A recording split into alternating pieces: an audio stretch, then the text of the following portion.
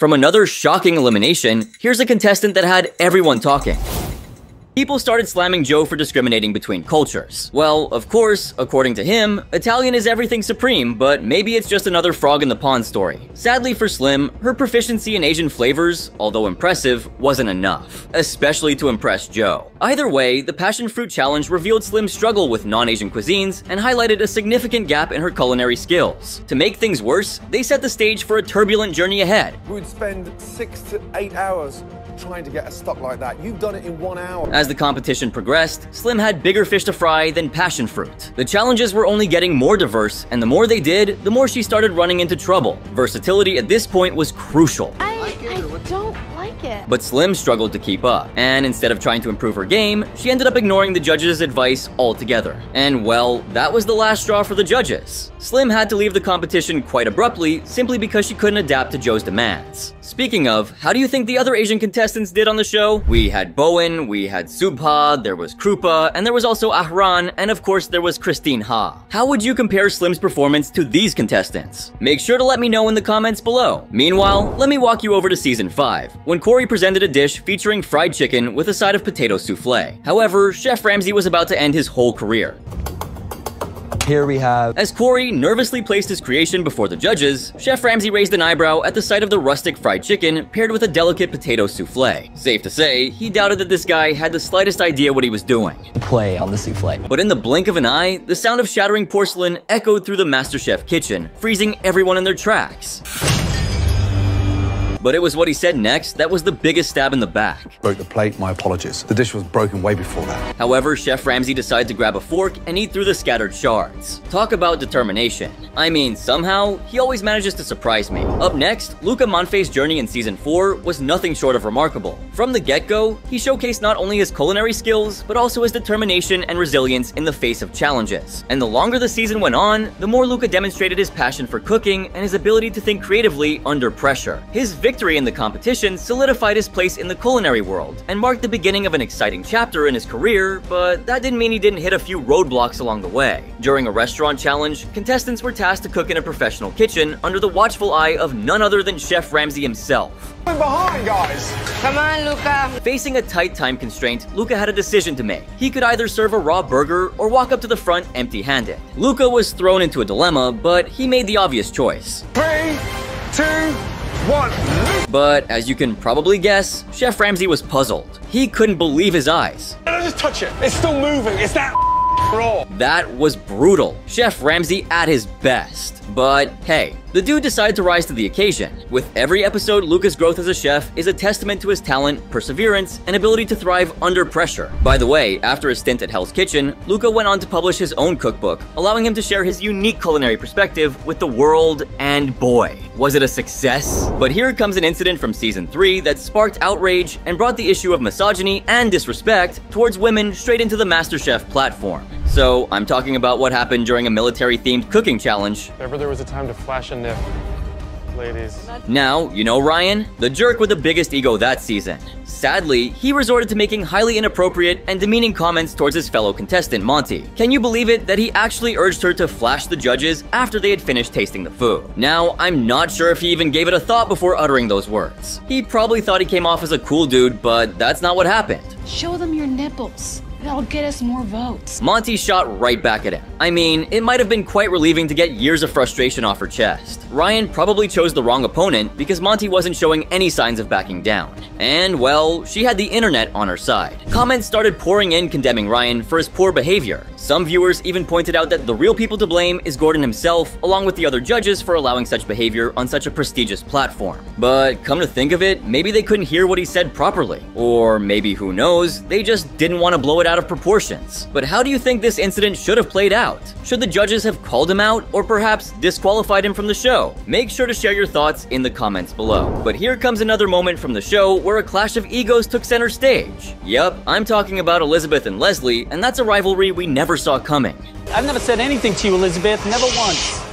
It all started with Elizabeth constant bickering. While some found her cute, most of her fellow contestants were annoyed by her banter. Most contestants simply ignored her chirpiness, but not Leslie. He decided to give her back some of his own. However, Elizabeth, who clearly loved to talk, wasn't about to stay mum. She took up a defensive stance and shot back at Leslie for trying to shush her down. But, of course, she didn't, and that's when things started to get a bit too personal for comfort. Leslie felt targeted for being a stay-at-home dad and furiously defended himself by asserting that he had earned his place in the competition all by himself. But Elizabeth wasn't about to let him off the hook. She decided to attack him by throwing light on her personal life, claiming he had it easy while his wife had to bear all the financial struggles. I worked so hard to get where I am. Obviously, your wife works. I mean, come on! It wasn't necessary to take it there. Each family has their own setup in place, and if it works for them, it shouldn't be of concern to anyone else. But let's understand where Elizabeth comes from. She was probably fighting her own demons. She wanted to stand out and prove how she was capable of taking the pressure in a male-dominated scenario. But what she forgot is that her approach to prove her worth was quite questionable this time around. It's because I worked my ass off. You know what work is? As for Leslie, he took it quite personally, like a direct jab at his pride and dignity. You live in Malibu. If you ask me, in a competition as cutthroat as MasterChef, there is already so much pressure with the challenges and the eliminations. Contestants can surely do without the added pressure from sparking controversies like these. Anyway, as the argument reached its peak, fellow contestants looked on with disbelief, which was only growing by the minute. But here comes one of the most untidy contestants of the show. Astrid kicked things off with a hell of an attitude. Future dish is coriander crusted shrimp. But despite all the swagger, her dish failed to impress in the first round itself. You 9, please come down to the front. Sure, she charmed us with her smile and played nice with the others, but her cooking skills, more like a recipe for disaster. Mistakes? She made plenty. And her hygiene habits? Let's not even go there. No wonder she was among the first to get eliminated. Oh, I'm going home. She came in hot, but not in the kitchen. Which of us 3 do you challenge? Gotta give her credit though, she had the guts to take on Chef Ramsay like that. This challenge was unlike any other, a real game changer. Things that you would find in millions of homes across America. And what did Astrid do with all those ingredients? She went absolutely wild, throwing peels and scraps everywhere like a full-on food fight. It was a mess, not fun to watch, and downright disgusting. I mean, it seemed like she did it on purpose, like she wanted to make a mess. And then Christian called her out, asking if that was her usual cooking style at home. Not gonna tolerate disgusting working conditions. This is dangerous. You're gonna fall. You're gonna hurt yourself. You're gonna hurt me. He was shocked, and so were the rest of us. And then Joe had to step in, shutting down the chaos and warning her about her unappetizing working conditions. I'm embarrassed. I mean, it was a disaster and nowhere near Michelin star quality, right? But after all the mess, she managed to get the apron. However, Joe wasn't ready to let her off easy. But clean it up in the kitchen.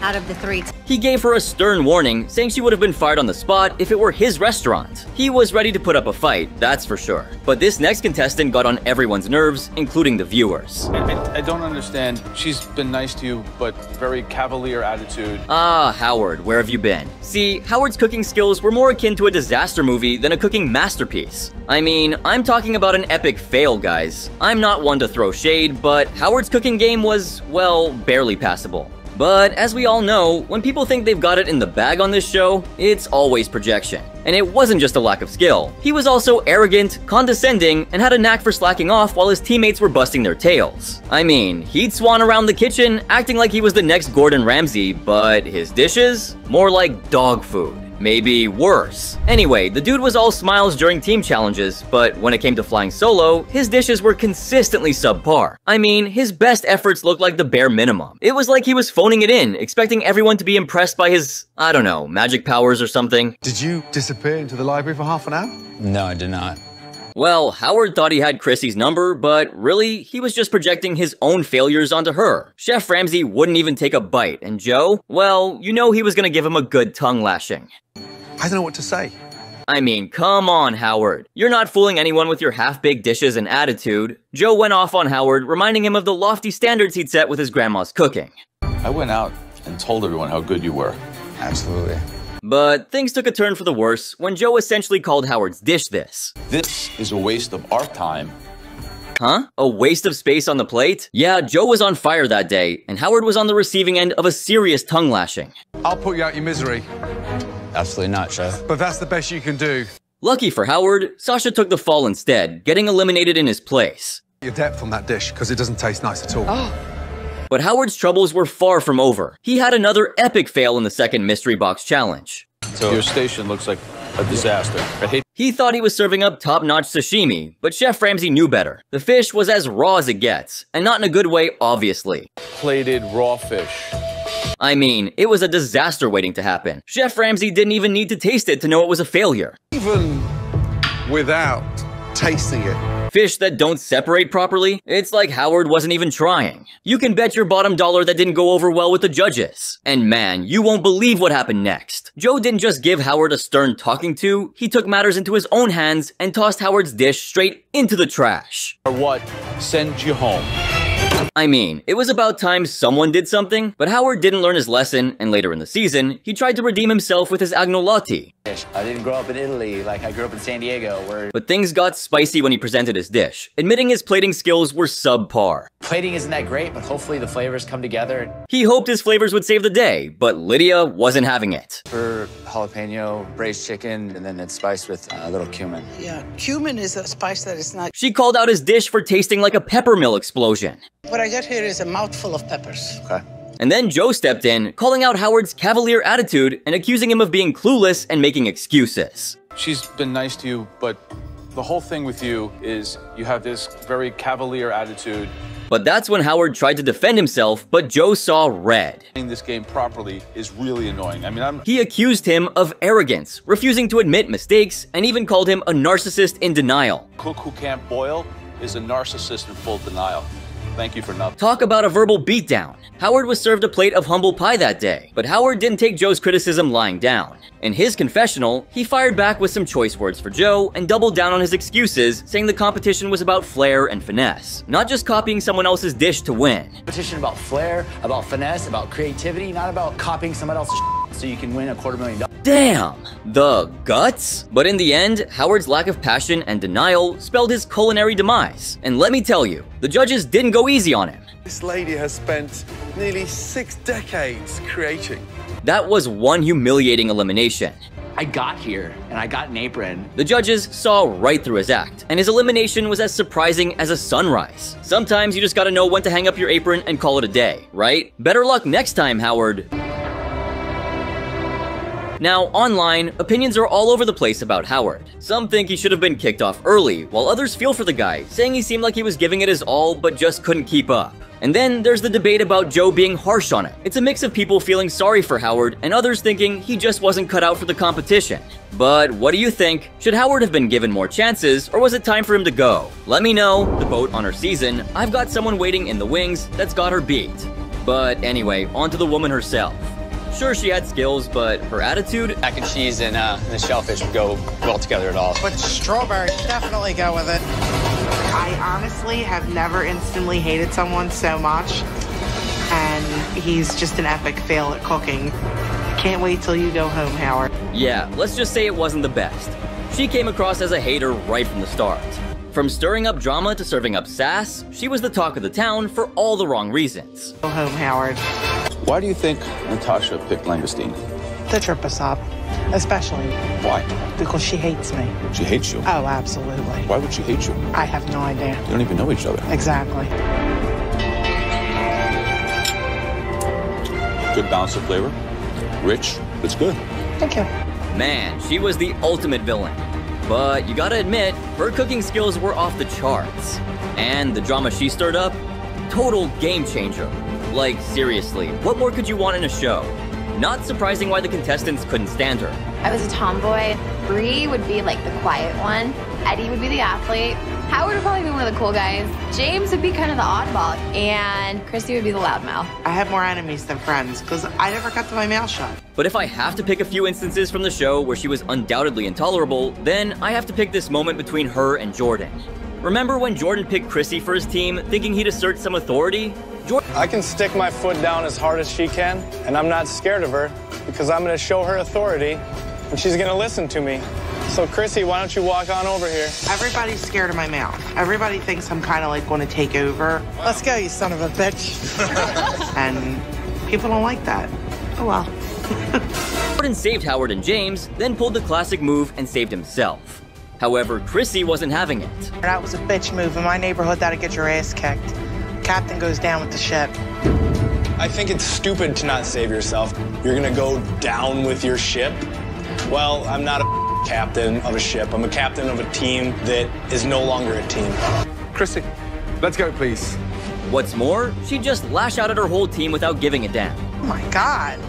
Breakdown much? It's my second pressure test. You don't see me falling to pieces?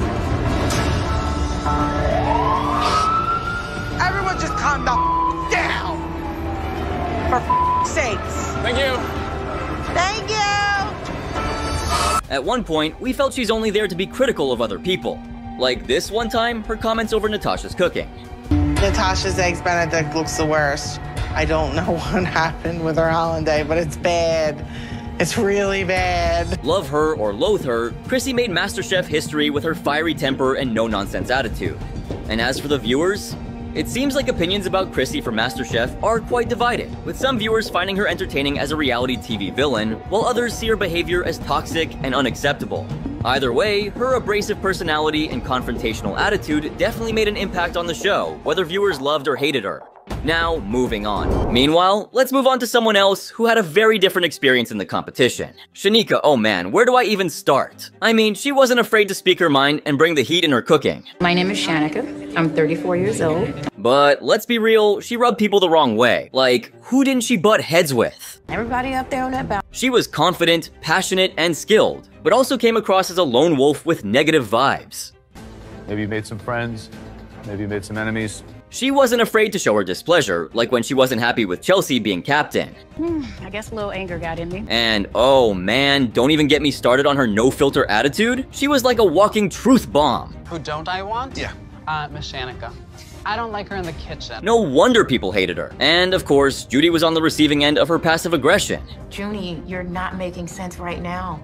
Shanika was a force to be reckoned with, but her attitude, that was a whole different story. Shanika had issues with pretty much everyone, including Emily, despite being on the same team. I'm thinking salmon as well. I mean, it was like they couldn't decide between pork or salmon, and you couldn't tell if they were trying to find the right way or just saving their egos. Balsamic if we do. No balsamic. No balsamic. Shanika kept shooting down Emily's ideas, and they just couldn't get along. We need a plan B, period. We need a plan B. Their ego clashes were compromising the food, and Shanika didn't take well to leadership. At the same time being burnt and undercooked. She was always trying to do her own thing, even if it meant going against the team's decisions. And honestly, it was getting old. Shanika, do you feel comfortable cooking pork? Hell. But surprisingly, Emily wanted to compete against Shanika. I'm losing on every front here.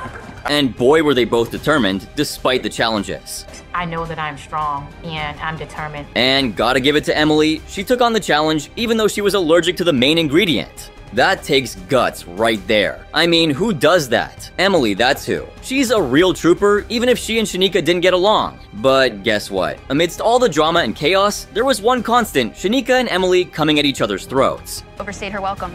Stay my damn welcome. It was like they couldn't stop throwing shade at each other even for a second. They were like two arch enemies who couldn't even stand to be in the same room together. But anyway, after all the drama, they finally served their Black Forest cakes. My cake fell over. Wow. And surprisingly, Joe wasn't being too overly critical. Just because of the depth of my cake layers, but also because I made sure to have a nice layer of whipped cream. I mean, he was actually being kinda nice, which was weird. He was like, yeah, it's good, but... And then he dropped the bomb. That's where I'm having a bit of trouble here.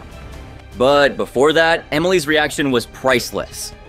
Not as great as it could look. She was totally nervous and unsure of herself. And when Joe took a bite, his face said it all. Moist, and has a very assertive chocolate flavor, which I like. Then Aaron stepped up for the tasting, and his reaction was interesting. Small change made a big difference in the overall flavor. He was like, yeah, it's got some good flavors, but... And then he said something that made Emily's heart sink. It was like the judges were torn, and you couldn't predict what would happen next. It's finally time to taste Shanika's cake. But before he even took a bite, he had a question for her, and her answer left him utterly stunned. I just went by scoop and just on hopes that... Scoop. She decided to go in blind. No recipe, no guidance, no safety net. It was a bold move to say the least. But did it pay off? Wow, look at that. Oh yes, the cake looked absolutely perfect, like a work of art, and the taste, divine. It's delicious. So, who ended up winning this epic battle? Do it, and I did it. It was a tough call, but Shanika managed to pull off a stunning upset, beating out Emily despite being the one who was challenged. Hell's Kitchen has always been full of surprises, but these moments were truly unbelievable. Buckle up for the most terrible Hell's Kitchen moments that were just awful. So, during the private dinner service of Season 11, it was a roller coaster of emotions and cooking mishaps. Zach, usually the cool and collected one, found himself in the hot seat. During this service, Zach came to Ray's aid on the plating station. But it didn't take long for Chef Ramsay and Ray to spot a glaring issue. Zach's plate was seriously falling short. It was like he'd forgotten the star of the show. He should be leaving this then. Tell him! The plate had just pasta and, shockingly, no lobster. Needless to say, Ray wasn't amused. Over you constantly. Hey, blue team. The situation escalated when Chef Ramsay presented yet another plate of less than stellar pasta to the blue team. Look at me. Half a portion, full portion. And this was the straw that broke the camel's back for Ray. In a fit of frustration, Ray booted Zach from the plating station. Please, take it over. You're killing me. You're killing me. Zach, feeling the heat and clearly not one to go down without a fight, fired back and eat shit and die, directed straight at Ray. Talk about real kitchen tension. Now, fast forward a bit. Ray was still trying to salvage the situation when one of his dishes was returned for being undercooked.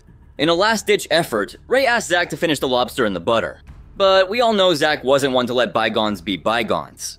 Instead of helping out, Zach took the low road and decided to cook the lobster in cold sauce, a move that was not only a recipe for disaster, but also a deliberate act of sabotage. I'm definitely gonna get revenge. I'm trying to sabotage him. Zach's decision to cook the lobster in cold sauce was a risky gambit, one that could have severely backfired and ruined the entire dinner service. Zach's actions were a clear example of how kitchen drama can boil over, leading to poor decisions that affect not just the individual, but the entire team. So, when the refire, featuring that now infamous cold lobster, finally landed in Chef Ramsay's hands, you can bet there was no gentle handling. Hey, it's cold. 1 minute before your fucking linguine's ready. Now! Zach, on the other hand, was internally cheering. His sabotage plan had worked like a charm, but Ray wasn't about to hand out any compliments. If anything, his anger towards Zach had now reached a boiling point. Oh boy, trust me, it couldn't get worse than this. Fast forward to Zach being in charge of the New York strip course. John tried to get a read on the sauce situation, but Zach went all mum, leaving everyone in the dark about what he had up his sleeve. He's completely switched off. Then came the moment of truth. Chef Ramsay picked up on a glaring disparity. The steaks weren't seasoned as well as the red team's. This sparked a heated argument, with Zach insisting that his steaks were seasoned, while Chef Ramsay accused him of lying. You did not fucking slice it and season it. Despite the chaos, Zach somehow managed to push the final entree course out. As the night wound down and the kitchen began to clear, Zach seemed to brush off all the criticism like water off a duck's back. But the night wasn't over yet. Both teams found themselves on the losing side, with the task of nominating one chef each to face the music. During the deliberation, Zach took a rather peculiar stance, suggesting that he'd only be nominated if he was a good chef, not a bad one. Are you confused? Well, so am I. Now, John attempted to reel Zach back to the reality of his performance, but Zach was holding his ground, refusing to back down. Zach's stubborn stance and refusal to acknowledge his mistakes might have seemed like confidence, but in the world of Hell's Kitchen, it often takes more than a thick skin to survive. As the dust settled and the elimination nominations were announced, the kitchen was abuzz with anticipation. Surprisingly, Zach managed to slip past the chopping block, a move that left everyone, including himself, somewhat perplexed. But fate had other plans, as John's revelation of a close tie between Zach and Ray prompted Chef Ramsay to take an unconventional route. Chef Ramsay, seizing the opportunity to turn up the heat, decided to bring both Zach and Ray to the center stage, alongside the red team's nominee, Nedra. It was a high-stakes showdown, with 3 chefs on the brink of elimination. When it was Zach's turn to face the music, Chef Ramsay posed a critical question. On a scale of 1 to 10, how would you rate yourself?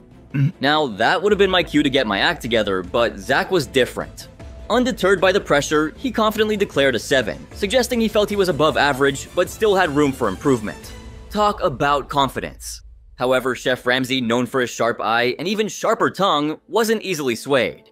Despite Chef Ramsay's skepticism, Zach managed to survive elimination, a surprising twist that left the kitchen buzzing. The honor, or perhaps dishonor, of being sent home went to Ray, who found himself out of the running. The kitchen now had one less contestant, but the air was thick with unresolved tension, a clear sign that the drama was far from over. Zach's survival was a double-edged sword. While it meant he'd live to cook another day, it also meant the remaining chefs would have to navigate the kitchen with an even more unpredictable and possibly aggrieved ally. But here comes an episode that sticks out in the annals of Hell's Kitchen history for all the wrong reasons. I'm talking about a particularly tumultuous service in Season 3 where the red team's performance was anything but smooth sailing. At the heart of the commotion was Joanna Dunn, a contestant who has unfortunately earned the dubious title of the Rotten Crab Princess. Yeah, definitely not something to be proud of. The moniker came about due to a grave culinary error she committed by using rancid crab in her dish. A mistake that not only marred the meal, but also posed a serious health risk to customers. Joanna's attempt to feign ignorance about the quality of the crab left many viewers, including Chef Ramsay, astounded. Her disregard for the obvious signs of spoilage, the telltale stench that even Chef Ramsay could detect from a distance, was a flagrant disregard for the basics of kitchen hygiene and safety. Kill someone! When Chef Ramsay discovered the offensive crab, he was quick to react. His senses, honed by years of culinary expertise, had him on high alert immediately. And this time, it didn't take him long to pinpoint the source of the problem amidst the chaos of the service. What ensued was a confrontation that has become legendary in the series. When Chef Ramsay confronted Joanna expecting an explanation or an apology, she adopted a defensive stance, almost as if she was denying the obvious. You fucking dad, come here you, hello. Her audacity in the face of such clear-cut evidence of her mistake was breathtaking to say the least. Of course, Chef Ramsay was mad, and rightfully so. He took swift action, ensuring she faced the music. Get off! Get off! I mean, this wasn't a laughing matter. It could have led to a serious injury or a trip to the emergency room. But did Joanna take responsibility for her actions? Nope. She played dumb and acted like it was everyone else's fault. Unbelievable, right? Luckily, thanks to Chef Ramsay's intervention, at least one customer was spared from a disastrous dining experience. But the drama didn't end there. In the next episode, another contestant tried to cover their tracks by hiding something. Can you believe the audacity? It's like they thought they could outsmart Chef Ramsay. Alright, now this next instance is a doozy! In Season 10, Episode 4, Donald Don Savage was in the hot seat on the meat station alongside Royce. During dinner service, things got a bit hairy. Brian burnt the refire for the cod, and Don wasn't shy about letting him know, calling it a pile of, well, let's just say he was pretty harsh. On the next order, Don was confused. He had no clue which pan the Wellington should go on. Guy, trying to make light of the situation, joked that Don was wearing 17 seatbelts as if he was driving a bus. But Guy's attempt at humor wasn't helping the situation. Soon after, Don sent up his Wellingtons, and to everyone's surprise, they were spot on. But the real drama was about to unfold.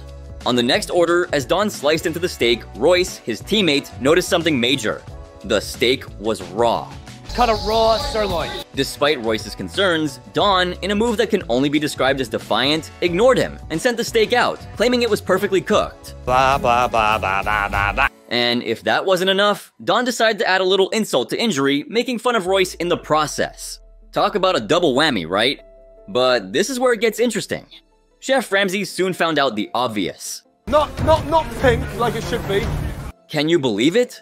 Don was trying to show off, acting like he was the master of all things meat, but it backfired spectacularly. Then, in a moment of poetic justice, Chef Ramsay called Don Dumbo, a nickname that was fit for his behavior. But that wasn't the end.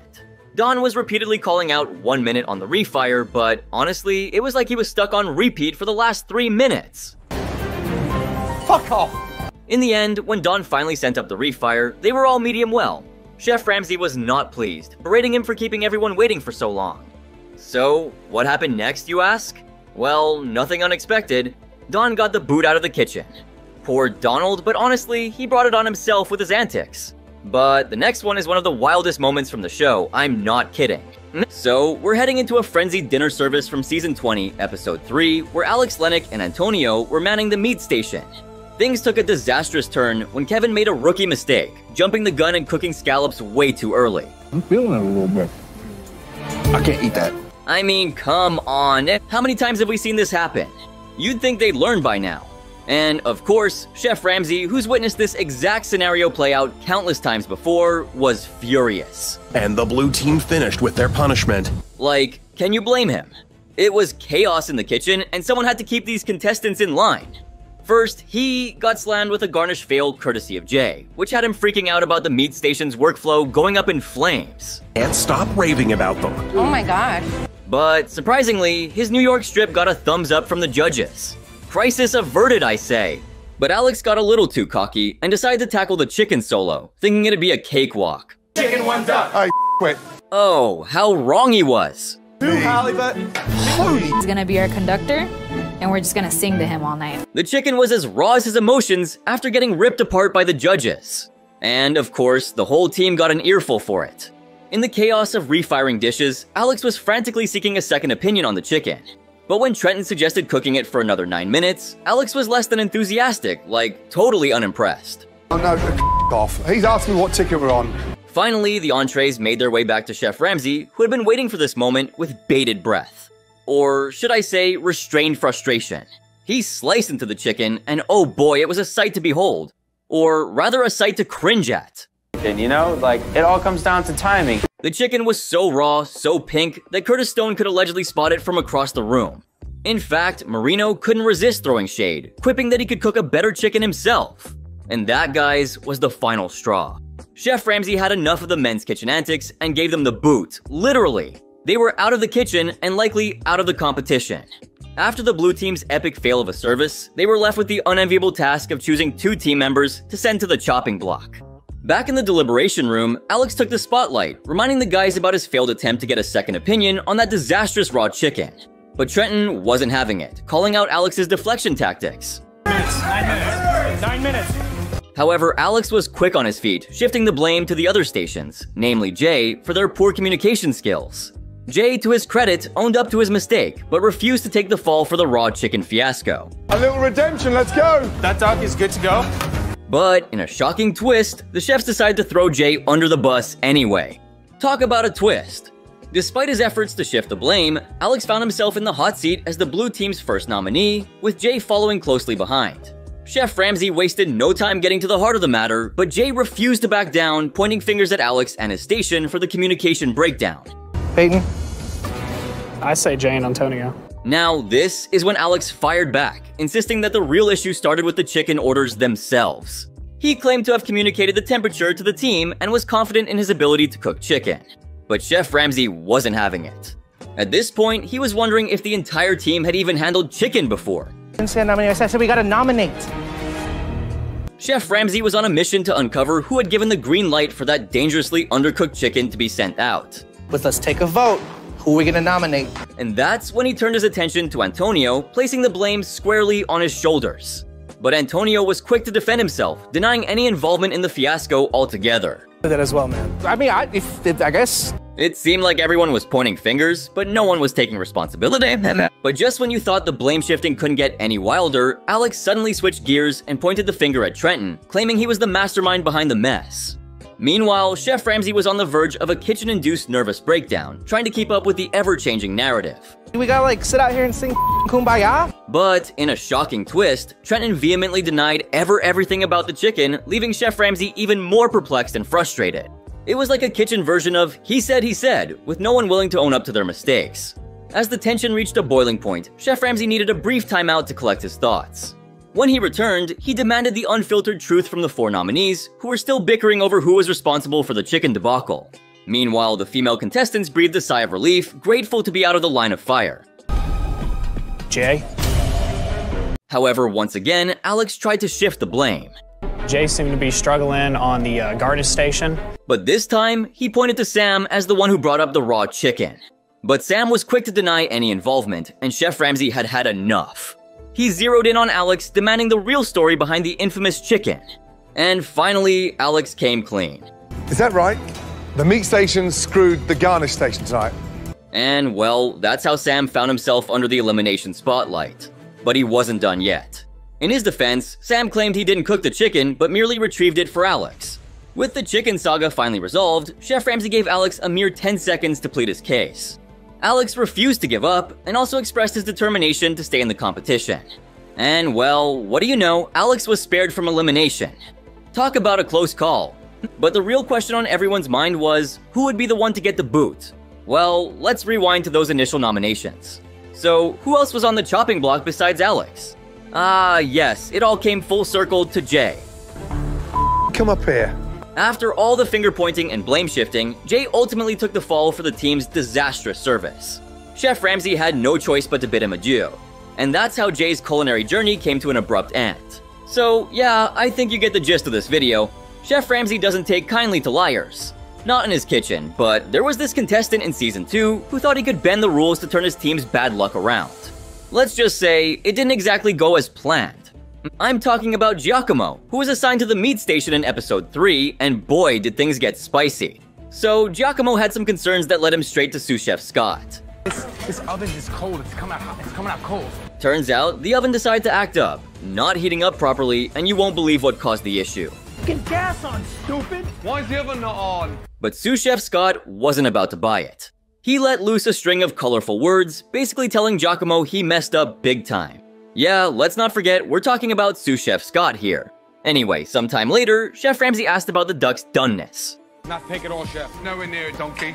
Giacomo swore it wasn't pink, but Chef Ramsay, being Chef Ramsay, asked if there was another duck resting. Now, Giacomo said yes, but the truth was a little more complicated than that. Resting? Yes, chef. Where? Right here, chef. Chef Ramsay, catching on quickly like a hawk, confronted Giacomo, asking straight up why he was lying. I had one here, and I knew I had a half. I knew I cooked enough for it. Giacomo tried to apologize, saying it wasn't on purpose, but Chef Ramsay wasn't buying it. Fucking hell. To the breaking point. With the kitchen about to boil over, Chef Ramsay took charge, shuffling folks around like a deck of cards. Keith ended up at the meat station, only to find it in a state of chaos, complete with a missing stash of Wellingtons.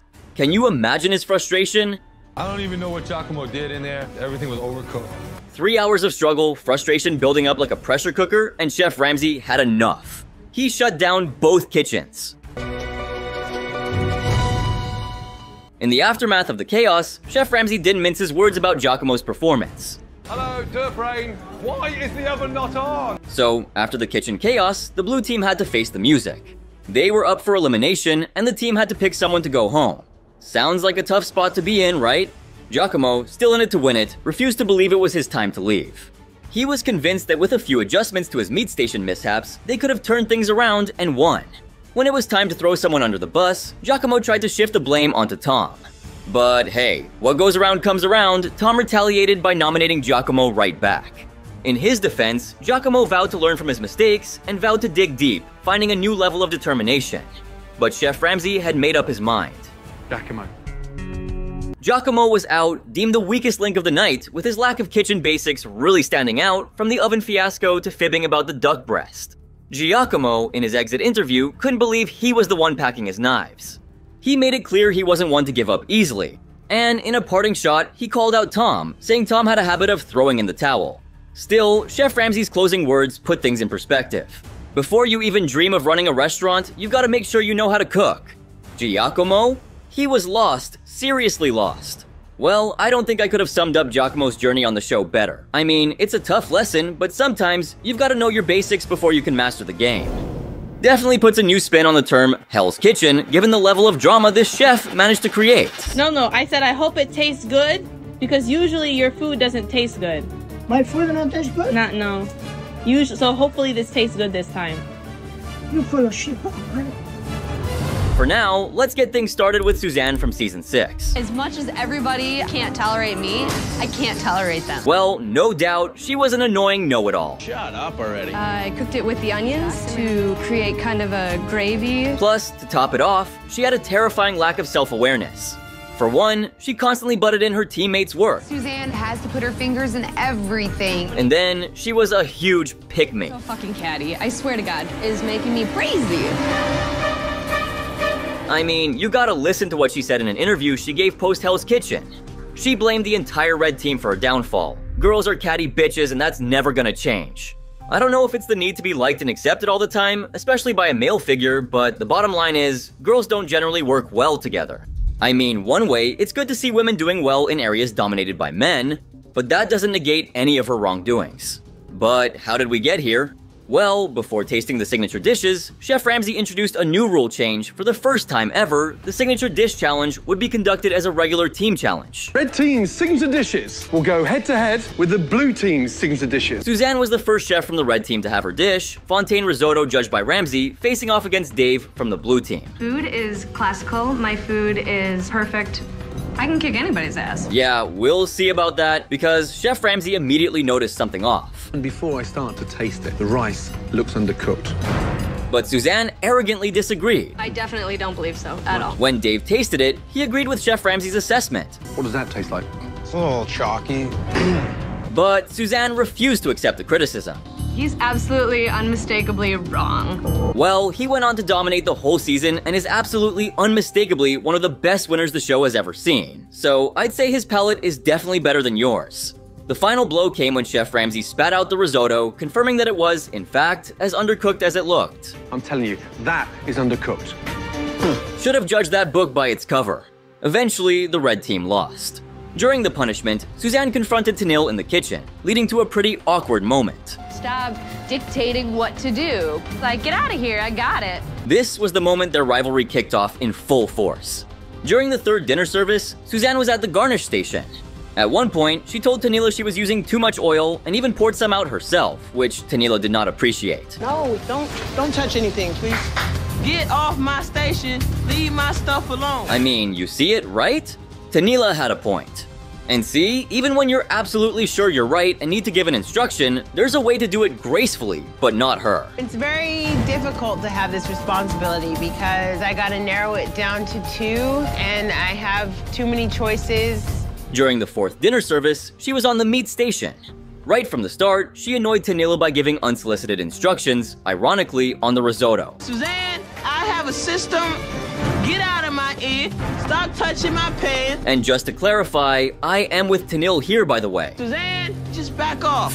I know how to cook. Well, things went downhill not long after that when Chef Ramsay sent back her lamb, criticizing it for having more bone than meat. Bone thicker than the fucking chop again.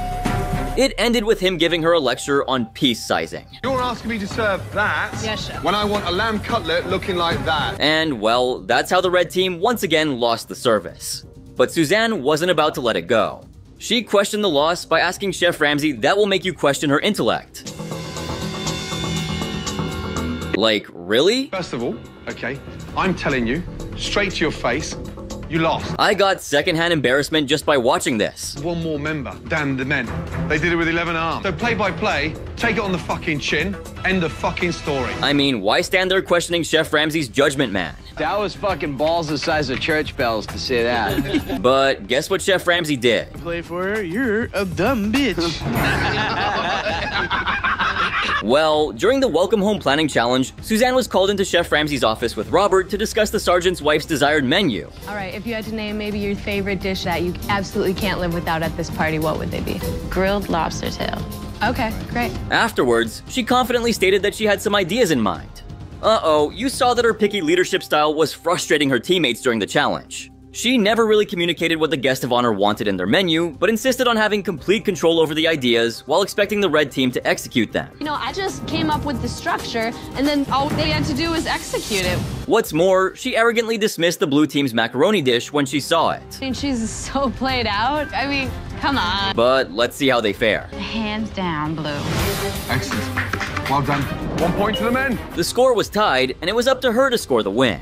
She presented the red team's second entree, a broiled lobster tail with seafood damare pasta and a light white wine seafood sauce. But who did the guests choose? I'm gonna have to go with the fellas. And look what happened. The red team ended up losing the challenge 1-2. Shocker. As a result, they were punished by decorating the dining room for the welcome home party under the supervision of Chef Ramsay's wife. Back in the dorms, the red team expressed their disappointment with Suzanne.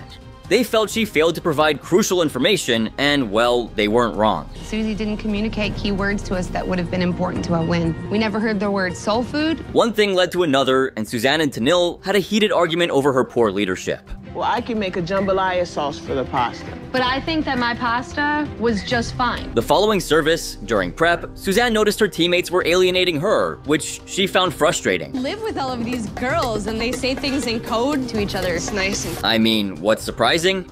She was rarely a team player. If at all anything, they were simply mirroring like her. Anyway, cut to the dinner service, Suzanne was assigned to the fish station. When it came time for entrees, she announced her sea bass was ready, even though Sabrina had earlier stated she needed 4 more minutes for her lamb.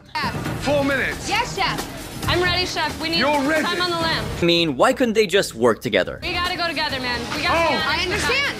2 minutes, 2 lamb? It's not ready.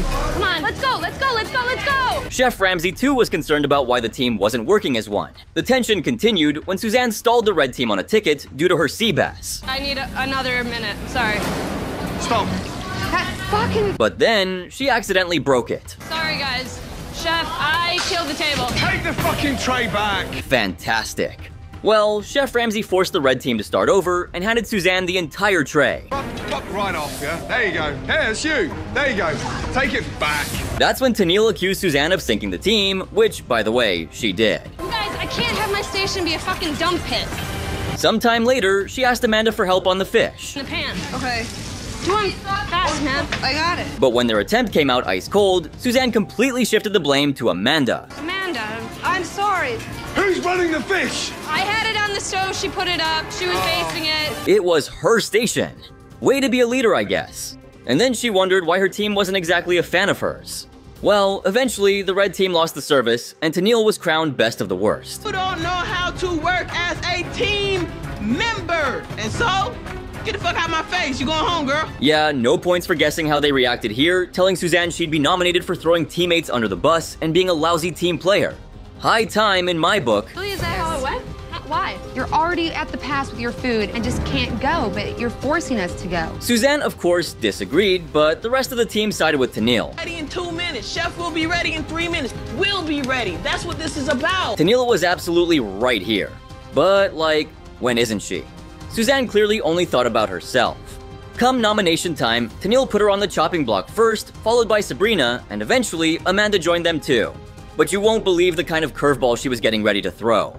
In her plea, Suzanne vented her frustration about being nominated out of spite. And I feel that that gets in the way inside of the kitchen. Why are you shaking your head, Tennille? But Tennille didn't back down. You are based on your teamwork and your performance today and today only. This is a prime example of what I'm talking about. Period. Tennille was so blunt about it. She was gonna lead you to believe that this was personal. And that's what she does, throw people under the bus, Chef. Yeah, exactly my point. But well, she made it to the next episode anyway. During the 9th dinner service, Suzanne got stuck on the meat station, which should have been her turf. She was all over the place with her timing, while her teammates were racing against the clock. And then, with just seconds to spare, Suzanne waltzed in, demanding a leisurely 6 extra minutes. Because why not, right? You know what? You guys, I need 6 minutes, I'm sorry. Then, as if to test everyone's patience, she upped the ante, insisting on a whopping 8 minutes instead. Can I have 8 minutes all day? 8 minutes? 8 minutes, yeah. Needless to say, her teammates were not impressed. Though, thankfully for them, she didn't increase it to 10 out of spite. Well, when Chef Ramsay got involved and questioned the sudden slowdown, Suzanne tried to blame it on the oven. But Chef Ramsay wasn't buying her excuses, giving her a stern warning to cut out the attitude. Like, enough of it already. Mars, I want to know, why so long? What have you forgotten? It's because of this fucking oven. Later on, Suzanne's troubles continued to pile up faster than dirty dishes on a busy night. Sliced already? A minute and a half out, Chef. I mean, can you believe that she couldn't even slice her lamb properly? Oh shit. Is the lamb sliced? Yes, Chef. This prompted Chef Ramsay to give her a firm reminder. All the goodness running out of the lamb! For God's sake, woman, get a grip! Yes, Chef. I mean, they were supposed to be dancing to his beat, not hers. Not your fucking timing. If I do it at your timing, at midnight we'll still be sending fucking main courses. Ariel had some perspective of her own. I would wait until I see garnish go up. Suzanne fucked us again. My timing, not your... I don't think I could have said it better. Instead of the ordered combo of 1 medium and 2 normal, she flipped the script and sent out 2 mediums and 1 normal. Chef Ramsay's patience was wearing thinner than overcooked lamb as Suzanne struggled to get her act together. Suzanne, I've got 2 medium, 1 normal. Can I have the normal one back? Yes, Chef. And I need 1 more fucking normal. Yes, Chef. As if that wasn't enough, her inconsistency hit its peak when she served up what was supposed to be a mid-rare lamb. But with the way hers came out, you'd think she was going on a crusade against the color pink as a concept. Translation, medium well. By this point, Chef Ramsay had seen enough. And that's well done. Well done to you. And well done to you. I can't believe just how inconsistent you are. With a heavy sigh and a few choice words, he showed Suzanne the door, booting her out of the kitchen along with Sabrina. Fuck off upstairs. Get out! Both of you! Ouch. But hey, she completely deserved it. In the end, when it came time for the red team to face the music, Suzanne found herself in the hot seat. Tennille didn't hold back, laying out how Suzanne's performance had been about as solid as freaking water. Sunk the kitchen. Suzanne couldn't quite grasp why she was being seen as the team's black sheep. Go home right now. I still have these qualities that make me a good chef. Baffled by her nomination, she tried to argue her case, claiming she was the ultimate team player. Sure, Suzanne, sure. But Tennille and Ariel and even Kevin weren't buying it. Sometime later, when the dust settled, Suzanne found herself on the chopping block alongside Andy.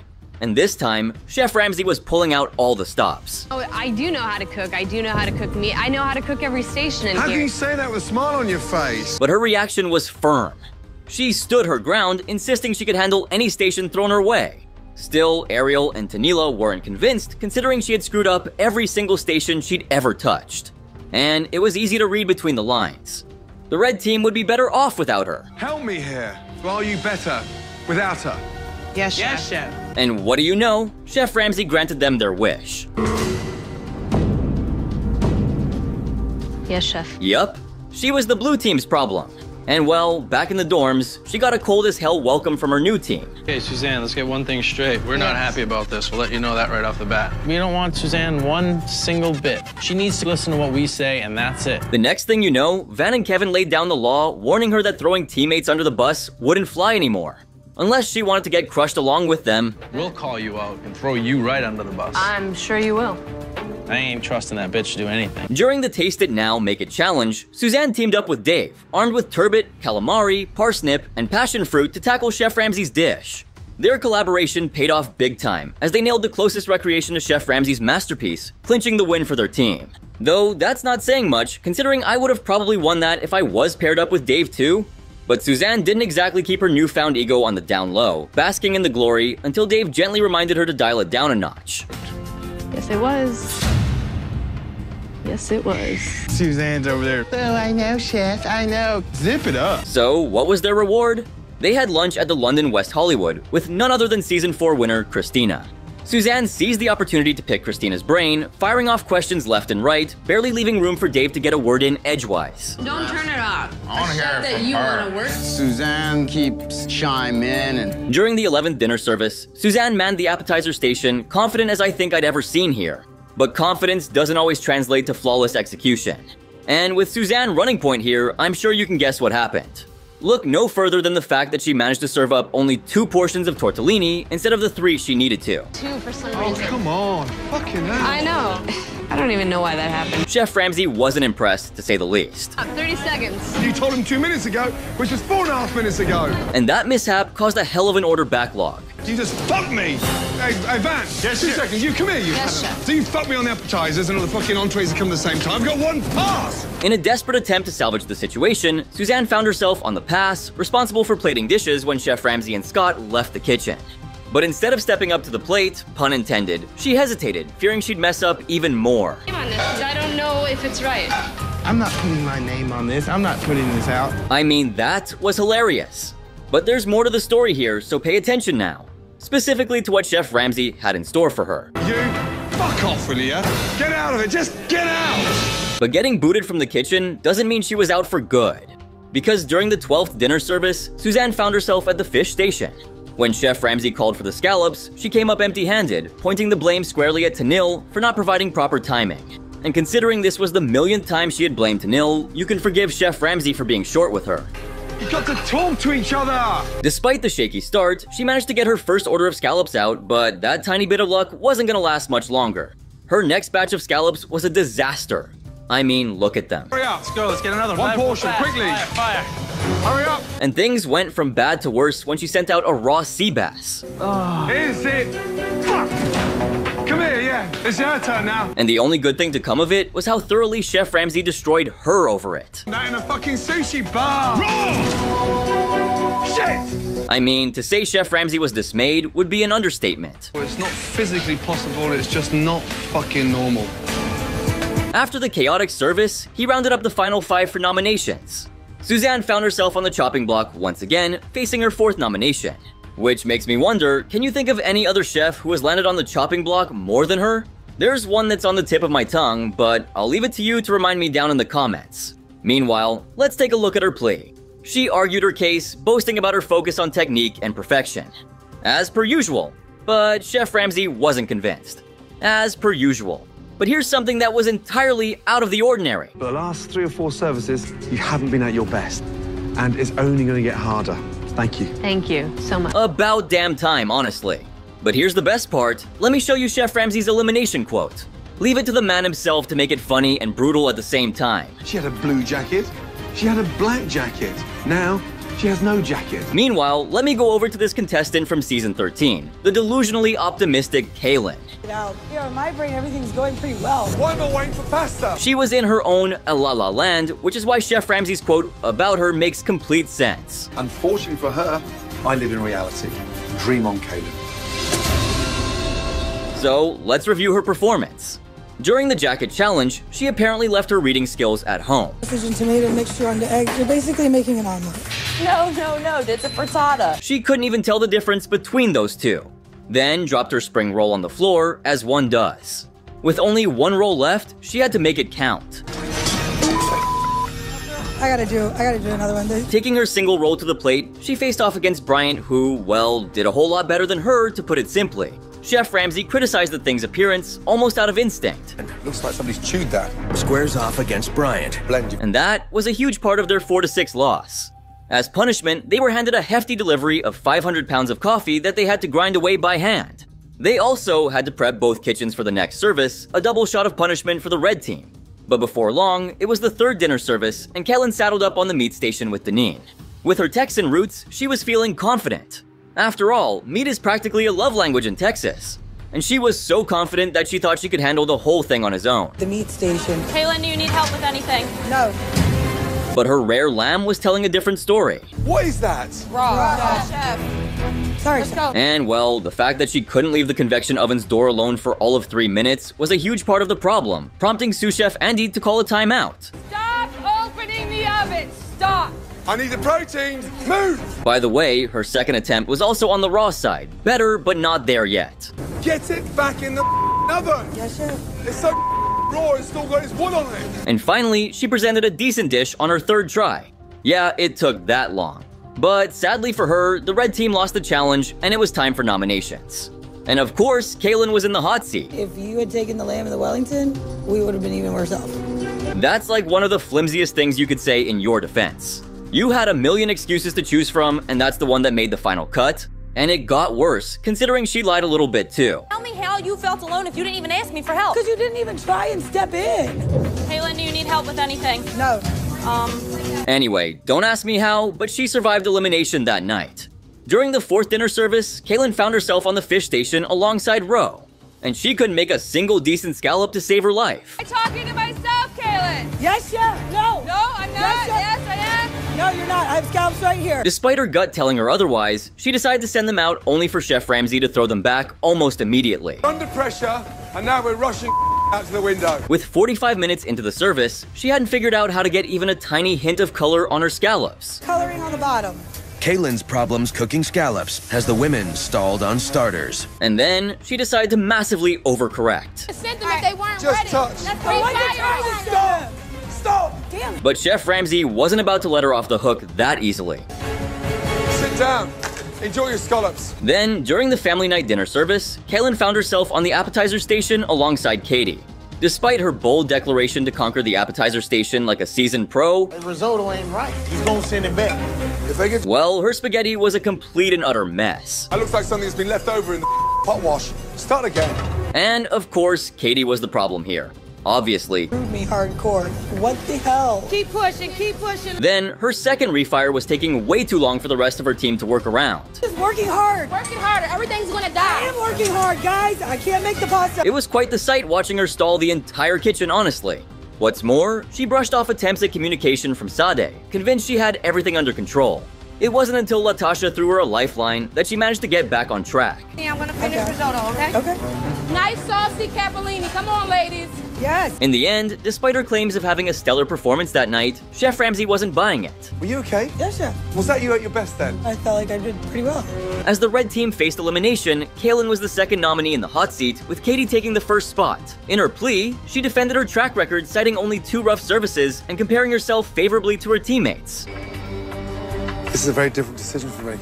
But Chef Ramsay wasn't swayed by her self-assurance. He bid her farewell, citing her string of poor performances, her delusional outlook, and the red team's loss of faith in her. As she left the kitchen, Kaylin couldn't shake her shock at the elimination, still convinced that she was better than Chef Ramsay was giving her credit for. Wildest dreams thought that I would get kicked off for doing well. How screwed up is that?